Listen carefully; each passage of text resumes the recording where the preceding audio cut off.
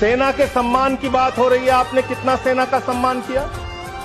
3 साल तक भारत के सेना की भर्ती बंद रही मान्यवर, और उन 3 सालों में भर्ती बंद होने के कारण 1,80,000 सेना की तादाद को कम किया गया। उसके लिए आप जिम्मेदार हैं। बार बार आपसे सवाल पूछा जाएगा और आपकी आलोचना होनी चाहिए। आपने भारत की सेना में भर्ती होना, वो चाहे उत्तर प्रदेश का नौजवान हो, चाहे बिहार का, चाहे हरियाणा का, चाहे राजस्थान का, चाहे हिंदुस्तान के किसी कोने का हो, उसके लिए गौरव और सम्मान की बात होती थी। सुबह 4 बजे उठ के दौड़ लगाता था, मेहनत करता था। उसकी मां दूध पिला के तैयार करती थी अपने बेटे को कि कभी जरूरत पड़ेगी तो अपने प्राणों की आहुति देके भारत माता की रक्षा करेगा। ये आपने उस जगह पे 4 साल की नौकरी कर दी। आप सेना के सम्मान की बात करते हैं। आपके पास